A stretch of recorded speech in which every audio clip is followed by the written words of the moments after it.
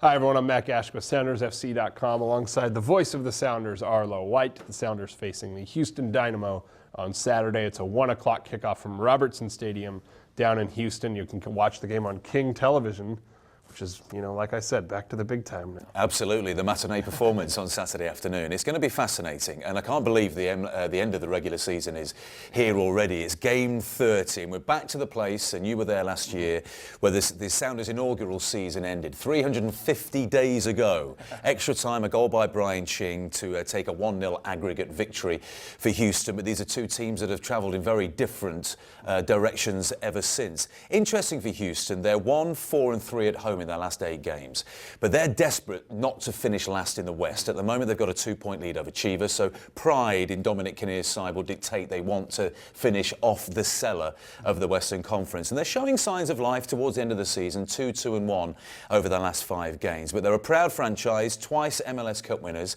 and there's a bit of a rivalry developed between these two sides. When it really mattered, I suppose, Houston came out on top, but the Sounders have had a very good record against Houston over the past couple of seasons, so it's going to be an interesting matchup Saturday afternoon. One of the things that Houston's done well, one of the things to watch out for with Houston has been their set pieces. Brad Davis and Mulroney as well taking those set pieces, and Davis has just been a killer, hasn't he? Yeah, his left foot is fantastic. Now, they're an organisation that are in a state of flux at the moment. They've lost a lot of big-name players after last season. Stuart Holden, midfielder, the blonde national team player, he's playing for Bolton Wanderers regularly in the EPL. Ricardo Clark went to Germany. So they've had to sort of rebuild slightly, and you can sense it's a process that's yet to be finished. But one guy that is still around, and there are a number of others, but one of the main guys, as you say, is Brad Davis. Now, this is last week against San Jose. We'll stop it there. So there's Davis down here taking the corner kick, left-footed, and he takes such a lovely corner ball. And he's killed this one, interestingly, in to the near post. And there's Andrew Hainaut, who is a Canadian fullback. What a tremendous header this was, because he's on almost the corner of the 6-yard box. Plenty of work to do. There's Davis, left-footed, it comes in, and he stoops down low and almost glances it into the top corner of the net. Absolutely fabulous header. You'll get an idea of how far in front of the near post he is here. Look at that. So they've got a lot of tall defenders, Houston, and they're adept in the opposition 6-yard box or penalty area at getting on the end of crosses. I'm thinking of your Bobby Boswells and your Jeff Camerons as well. But beware of Brad Davis's delivery into the box, because he is lethal. Another lethal player, Ching, a guy Seattle fans are very aware of. Yes. He played for a couple of years here with the Sounders in the USL, played for Gonzaga. Now he's been with the Houston San Jose organization here for the last few years and really done quite well with them, hasn't he? Yeah, 7 goals this season. He was perhaps unlucky not to be in the US World Cup squad. He had a hamstring injury earlier this season. I think that just forced him out of the reckoning. But he had a great game. He's had a number of great games this season. He scored that goal in extra time last year. I don't need to remind you. But this was against Chicago in a 4-3 win. Earlier in the season. So the ball drops here. Sean Johnson, the rookie goalkeeper, ever alert.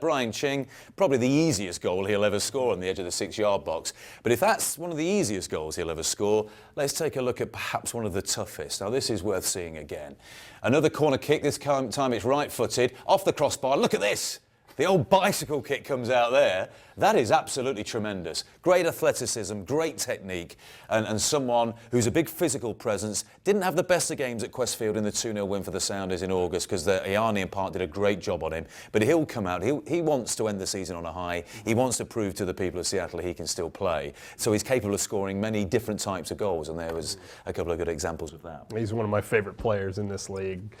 Great ties to the area, great ties to the Sounders as well. And he said in the past he'd like to play at some point in Seattle, and who knows, maybe it'll happen. But you mentioned earlier the defense, and that's been a problem for them as well. It has. 48 goals conceded in 29 games, so that's joint worst in Major League Soccer. And you look at some of the players that they've had at the back, it seems to me that they've been in a state of flux all season. Bobby Boswell's been at the back there. Ryan Cochran, Eddie Robinson played at centre-back at Questfield, and Freddie Montero scored a great goal against him when he turned him on the edge of the penalty area. Jeff Cameron spends a bit of time in there and a bit of time in midfield. So they haven't really had a solid centre-back partnership all season, and that can be a problem. So here we go then.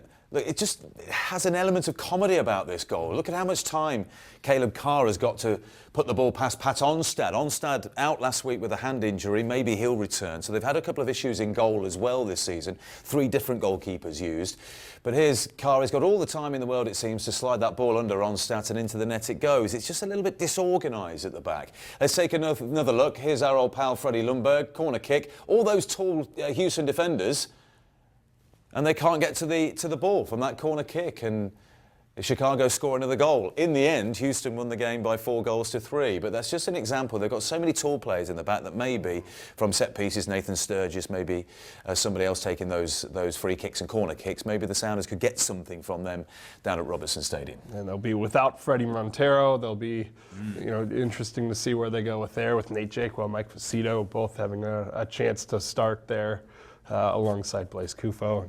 Should be an interesting game, to say the least. Well, it should be, and there's one thing about this that I'm really intrigued about. A, we don't know who we're playing in the playoffs yet, and that's going to take until Sunday night to sort out. Now, don't tell me why all these games aren't kicking off at the same time, because San Jose, after we get our result, if we get a draw, if we get a win or a loss, San Jose, Colorado, they're going to know what they need to do. Now, and that's if they want to stay in the Western Conference, because the way it's going, seeds 1 to 4 will be in the West, seeds 5 to 8 are going to be in the East, so it's a lopsided playoff picture, which is interesting and not exactly ideal. But there's one aspect of this game. If the Sounders win, they'll be 11-1-3 over the second half of the season, which is an extraordinary record, and it's the exact record that the LA Galaxy had in the first half of the season. And we were all saying what a fantastic team they were, and they are a terrific team, but to match that, to get 36 points out of 45 in one half of the season would be magnificent. So let's see if the Sounders can do it. It's a 1 o'clock kickoff Pacific time. Watch the game live on King Television or listen on 97.3 Cairo FM. Arlo White, you'll be on the call. Should be a great game. Really looking forward to it. And what comes after that game? Do you remember? What comes after? Playoffs? I believe it's the postseason. It's going to be an exciting run here these next few weeks. Yeah, and really after, something to live for. And you've got to that period where there's 30 games, and it's been long, but the season after Saturday just beginning. Absolutely. Should be a lot of fun. This has been your scouting report for SoundersFC.com. Yeah, boys. Good stuff. Booyah.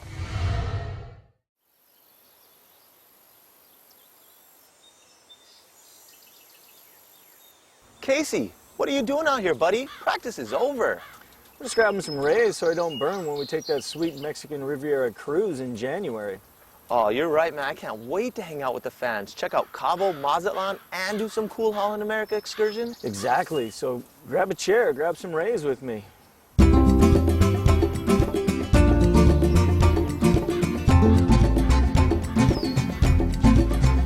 Towels up, Sounders fans, towels up.